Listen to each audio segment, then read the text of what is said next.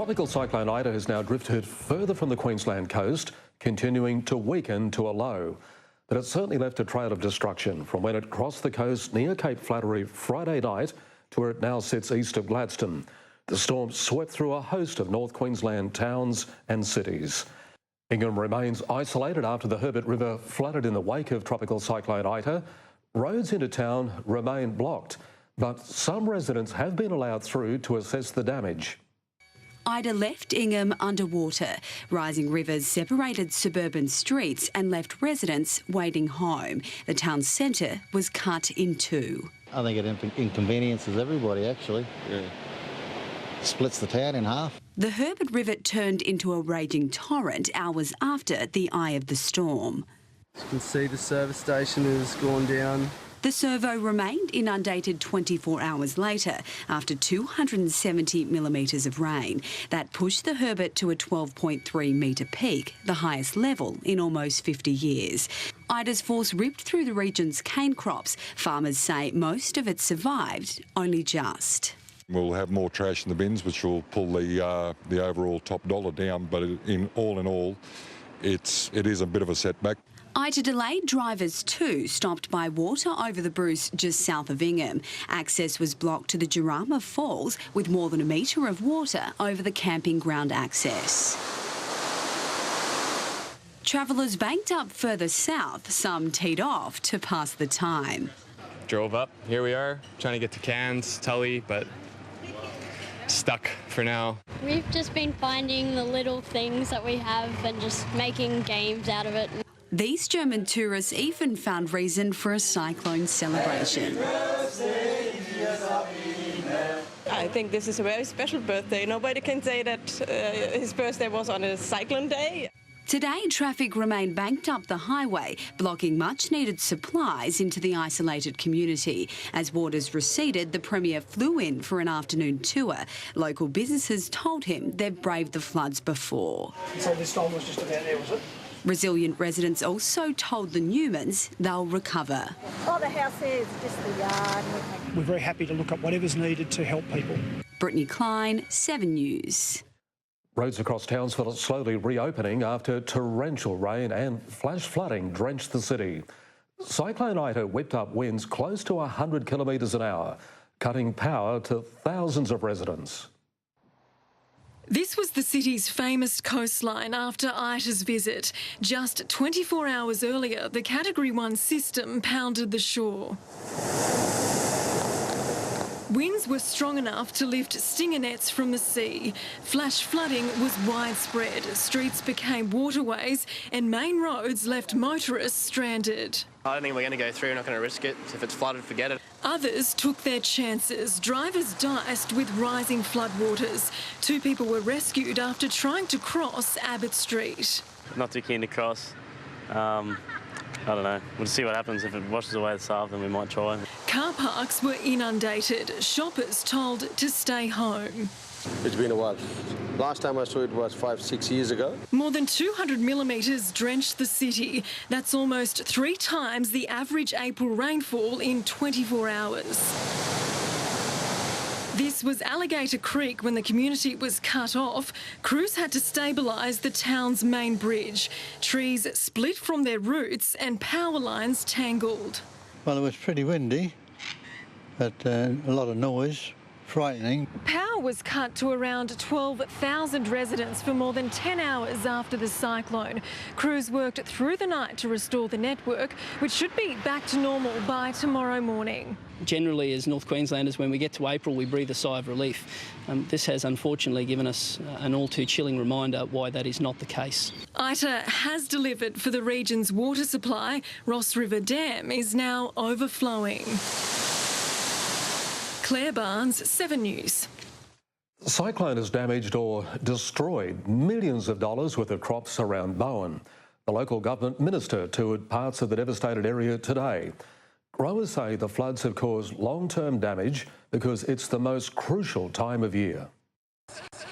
Carl Walker's property is badly damaged and isolated. The president of the Bowen Gumlu Growers Association had to wade through waist-deep water to meet the local government minister this morning. He says he hasn't seen this level of flooding in 6 years. Others say it's the worst in 4 decades. Oh, look, I think it'll hurt us by a couple 100,000 probably. Some fared even worse. Wayne and Leanne Bourne are the biggest tomato producers in the region. They lost their entire crop, worth about $5 million.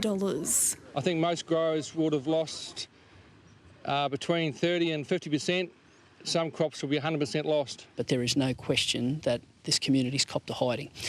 There is probably not a farmer in Bowen who hasn't experienced some form of devastation. A wide range of fruit and vegetables are grown throughout Bowen. Many properties line the Don River, which broke its banks and flooded farms yesterday. April is planting month, but topsoil and seeds have now been washed away. Heavy machinery was brought in today to help clear debris. Mr Walker has been lobbying the government for years to clean up the waterway. In this case, if we were to maintain the Don River, we would not be seeing the damage we're seeing across the district now. Other local authorities met with growers today. They've promised to support them as they rebuild again. I spoke with the Premier last night. They are aware, and I have made them very aware, because this is devastation. This will have significant impacts on Bowen as a town, and also these farmers with the loss of income and their ability to pick the ball up and run again. Olivia Reid, 7 News. A Townsville man was among 3 fishermen plucked from raging seas after their trawler ran aground during Cyclone Ita. The trio say they spent a tough night not knowing if they'd survive. The chopper hovered over the rough seas, a crewman dangling over the edge. His target, 3 fishermen floating on a life raft, waves pummelling them from every angle. Oh, it was bloody rough. Yeah, the waves. Whether what, the wind was howling. Today, warmer and drier, they spoke about how they had believed they were safe, but quickly learned they were directly in Cyclone Ita's path. We started to pack everything up and then we were going to leave, and as we started to leave, the wind was pretty hectic, so then we thought, we're going to get to anchor. The crew battled the weather for 5 hours, the trawler thrashing around in raging seas. Then the engine stopped. We just got pushed up onto the reef and just got even worse then. The crew enacted a safety beacon. CQ Rescue was deployed at first light, wary they were flying into near cyclonic conditions. It was amazing the difference between when we launched from Mackay and only 40 minutes later it was the tail end of the cyclone, so it was about 35 to 45 knots. Quite a heavy sea state, about 2 or 3 metres, and lots of rain and shower around the areas. The trawler crew moved onto the life raft, each of them winched to safety one by one. It was moving around and rolling quite a lot. It was quite dangerous to recover directly from the vessel. The 3 of them had spent 22 days at sea together. They were meant to go home tomorrow. The trawler is still aground on the reef, but the crew is confident it will be salvaged before too long. Anita Theodoro, 7 News. 7 emergency service crews remain on standby in Townsville, ready to head north tomorrow to help in the clean-up. 7 Local News was given an exclusive look inside the Incident Control Centre while it managed the rescue effort as Ita tracked down the coast. This is ground control directing the city's emergency experts where they're needed most. The main crew's activities is in the Hinchinbrook Shire. We've pre-deployed crews up into that area. Ingham remains isolated, but 2 teams were already in town on standby. Forward planning is a key function at Rescue HQ. We need to pre-position our crews in the event because the roads do get cut off, and we need to get the resources in early. Communications staff took constant call as Ita made her mark down the coast. These emergency workers monitored the damage, all with the click of a mouse. We do refer to our bomb sites and our water levels and other data that's provided to us. What we currently do now is monitoring the water levels in the catchment areas for the Herbert, Lower Herbert. That information is relayed to rescuers ready for action. These men were sent to Townsville last week from the southeast. So we've had 8 personnel, swiftwater rescue / rapid damage assessment team members come in.